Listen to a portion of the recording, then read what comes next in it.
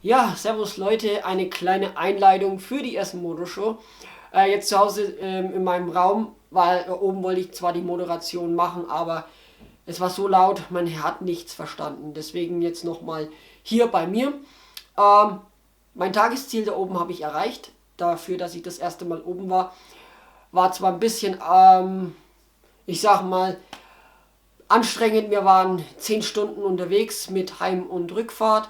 Dann noch da oben den ganzen Tag verbracht. Wir waren insgesamt über 24 Stunden auf den Beinen und ich bin gestern ins Bett gefallen. Ihr wisst das gar nicht, wie das ist.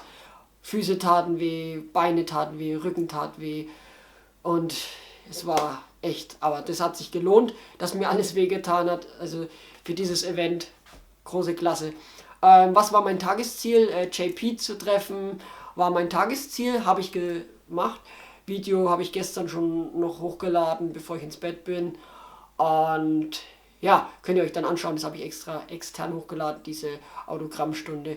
3 Abonnenten habe ich getroffen, das war echt sehr cool. Habe ich nicht drauf gewartet oder erhofft, dass da Abonnenten von mir dabei sind. Und ja, so groß im Ganzen habe ich nicht alles abfilmen können, weil die Hallen waren, glaube ich, 15 oder 12 Hallen. Ich weiß es nicht mehr auswendig. Auf jeden Fall, alles habe ich nicht gefilmt. Ich habe viele Bilder gemacht. Wer die Bilder sehen möchte, Link auf meiner Facebook-Fanseite gebe ich unten in die Infobox oder Facebook-Fanseite gebe ich in die Infobox und dann könnt ihr euch die Bilder von den ganzen Autos anschauen. Groß im Ganzen waren es Autos von A bis Z. JP, Lexi Rocks, was war noch, Sydney sind die eigentlich die berühmtesten, was es gibt und so und ein paar andere noch, andere Firmen. Ja, ich bin da einfach durchgeschlendert. Ich habe nicht viele Videos gemacht. Ein paar Schnipsel habe ich zusammengeschnitten. Und ja, soll ich jetzt irgendwas vergessen haben, euch zu erwähnen? Ach ja, hier die Kollektion von JP war innerhalb von fast einem Tag ausverkauft. Also wer jetzt vielleicht noch die nächsten Tage auf die Essen Motorshow geht, könnte vielleicht Pech haben und keine Klamotten mehr von JP bekommen. Die Ugly Bitch habe ich mit einem Aufkleber versehen, aber die war in den einen Tag schon so zugeklebt. Also ich will nicht wissen, wie die am 6. Dezember ausschaut, wenn die Essen Motorshow vorbei ist. Und ja, auf jeden Fall, Video folgt jetzt. Und ich wünsche euch wieder viel Spaß dabei und könnt ihr mal einen Kommentar abgeben, ob ihr vielleicht auch oben wart und mich vielleicht übersehen habt oder nicht angetroffen habt oder dergleichen. Bis dahin, ich wünsche euch wieder was und ja, Film ab.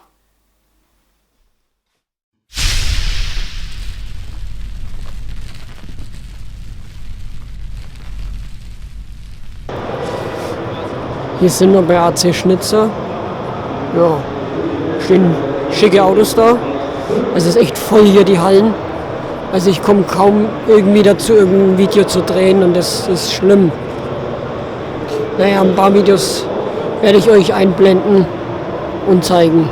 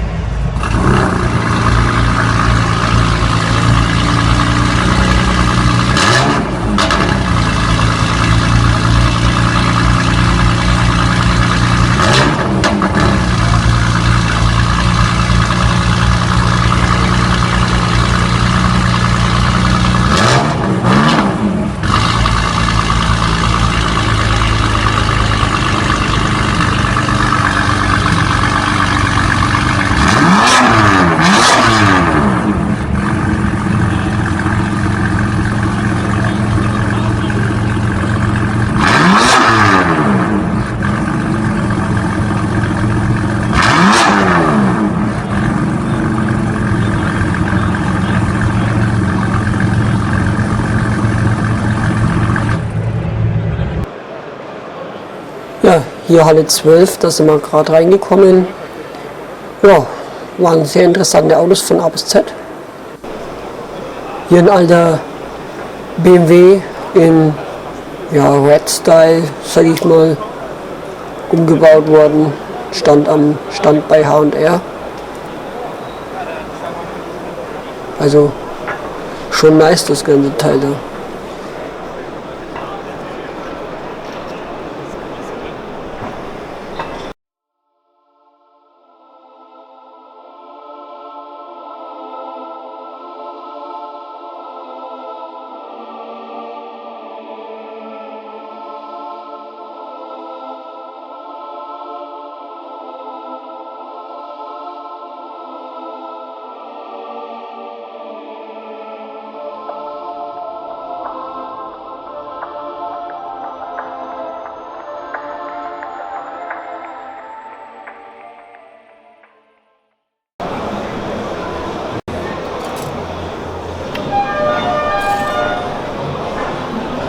Leute, das sind Federwegsbegrenzer aus Japan. Ja, sehr geil. Ein Scheiß. Und hier dröhnt's irgendwo.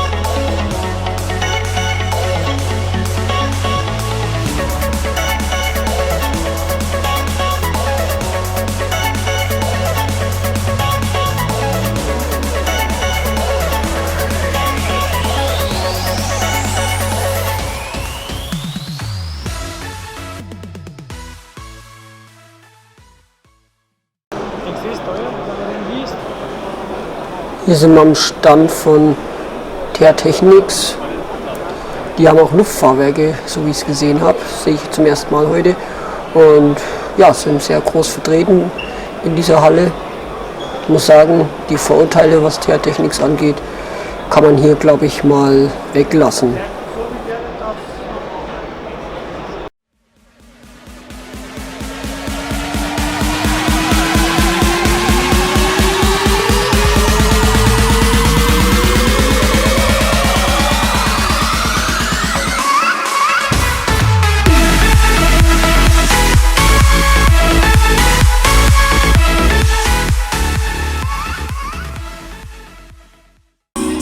Jetzt sind wir hier in der Car-Hi-Fi-Szene, da ist hier so ein VW Caddy oder sowas. Ich habe jetzt nicht gesehen, was genau für ein VW. Auf jeden Fall ist eine komplette EX nennt sich die Marke, Anlage mit Subwoofer verbaut. Es waren, glaube ich, 5 oder 6 Subwoofer, dann Frontsystem. Ja, hat auf jeden Fall gut geklungen, das Ganze. Und als ich die Kamera dann ausgeschaltet habe, haben die Bässe richtig angefangen zu wummern und es war sehr nice. Das hat man in der nächsten Halle immer noch gespürt.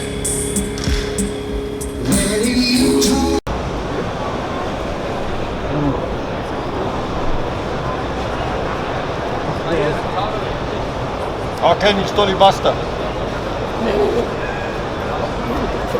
Das soll einfach runterschmeißen. Was? Hier darfst du auch ein.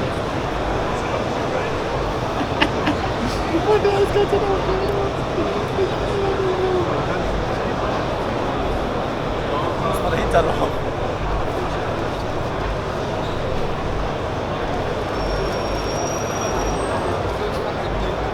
Das Bein ist schön. Ja, egal. Nicht irgendwo nach, wo du denkst. Felge. Hast du es?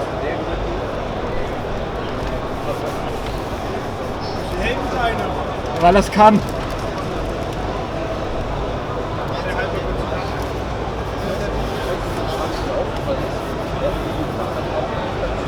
Einmal für die nicht bewegen. Was machst du im Auto als erstes Rundschlag? Der Weiten raus,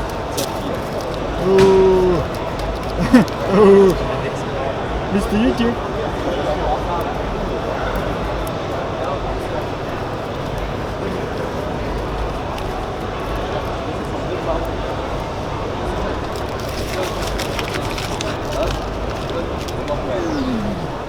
Läuft doch.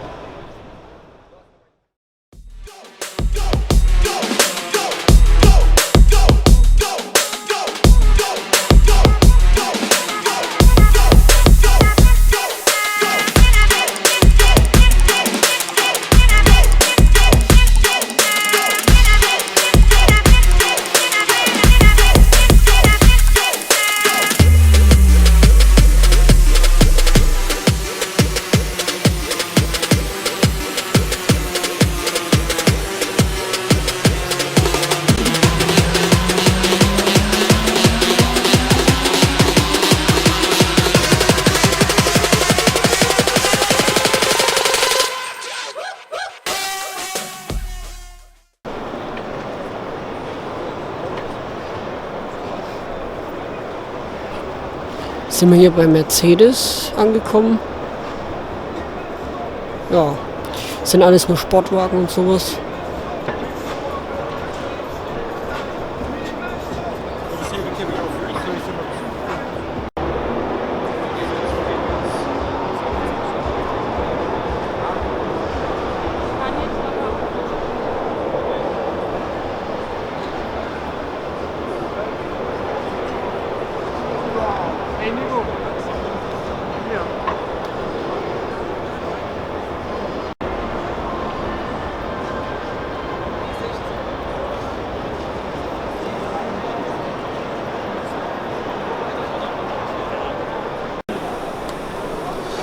Ja, hier bei den 5er, 6er und Alpina BMWs angekommen. Es waren ein paar echt geile Raritäten dabei, muss ich sagen. Eigentlich fast jeder BMW, wo da stand, war ein Unikat. Sehr, sehr geil, das Ganze mal in echt und live zu sehen. Man konnte sich da auch reinsetzen, aber da hatte ich leider die Chance nicht gesehen dafür, da sich da immer welche reingesetzt haben, wo ich gerade vielleicht mal mich reinsetzen wollte. Naja, genießt noch den schönen Anblick.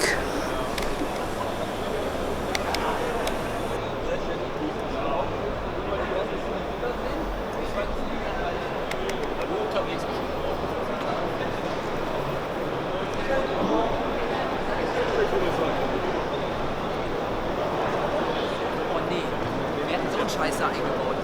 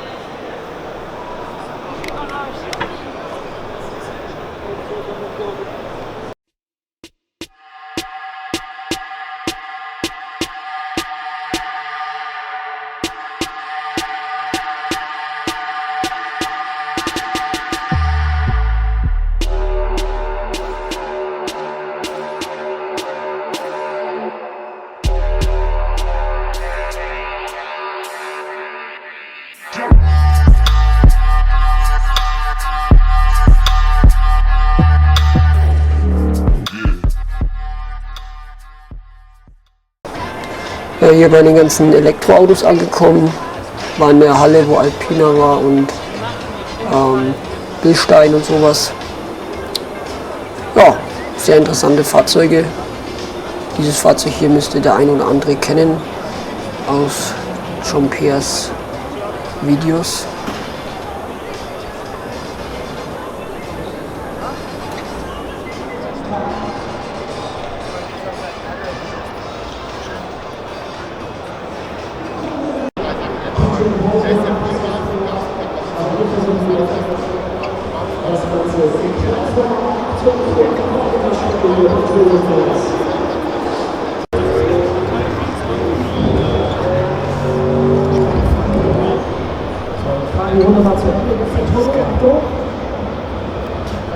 Sehr nice, gell?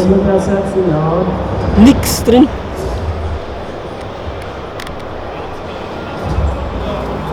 Nichts drin. Was?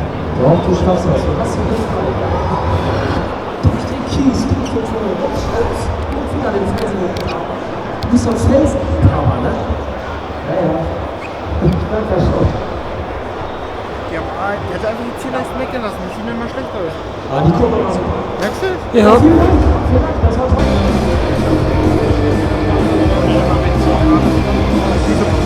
Zweitakt Elektro. Zweitakt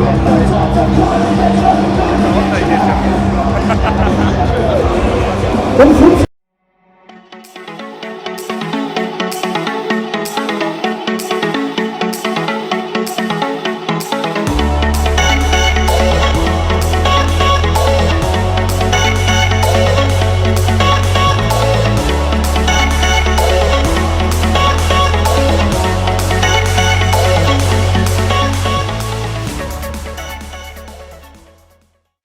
Ja, hier sind wir jetzt bei Vogtland. Hier TTM, Halle 3.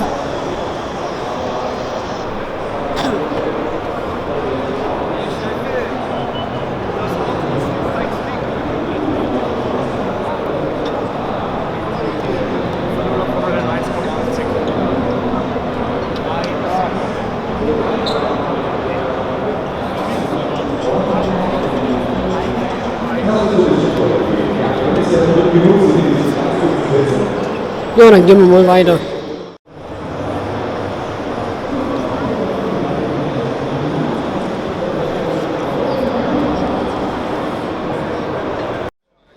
Ja. Würde bestimmt noch was bringen. BMW 36 Vierzylinder da oben.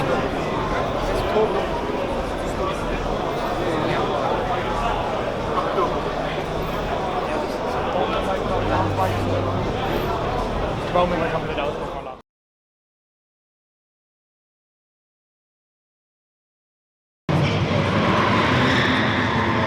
In Halle 7 angekommen, da war die Driftshow. Da fährt gerade ein Volvo und eine 30 rum. Und es riecht hier richtig nach verbranntem Gummi, Abgase und ja, wie halt es so ist in einer Driftshow. Und ja, der Lautstärkepegel war ein bisschen erhöht. Ich würde sagen 80 bis 100 dB. Und es gab auch für die Leute, die das nicht ausgehalten haben, kostenlose Ohrbugs.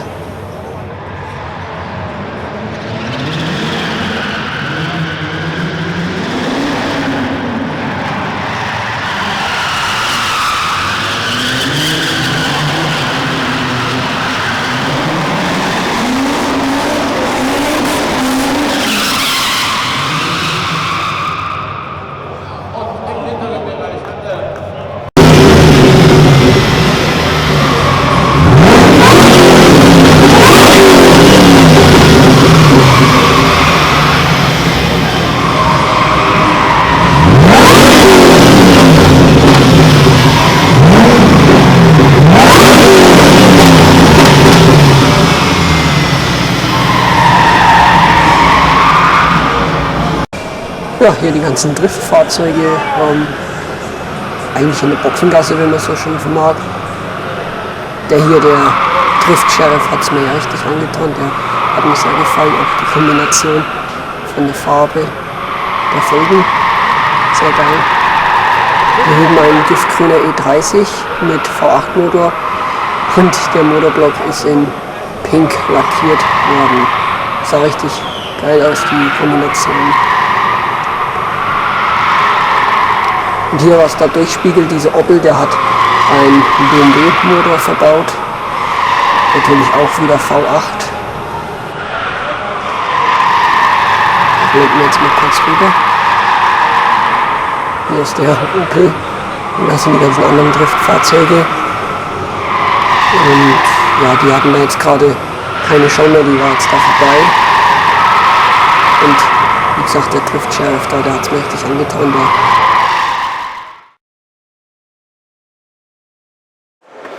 Jetzt sind wir schon wieder in Halle 12. Jetzt geht es aufs Ende zu, jetzt laufen wir nämlich Richtung Ausgang wieder. Jetzt könnt ihr ja nochmal die Autos anschauen, was da so in Halle 12 steht hier. Ne 36, so eine Art Liberty Walk, Umbau. Hier so ein alter Bulli vom VW, so auf alt gemacht. Hier E46 Limousine. Richtig tief bis geht nicht mehr, also schon krass. Und hier vorne ein Golf mit LED-Scheinwerfern unten drin verbaut. Die waren da mal sowas von hell, die Dinger.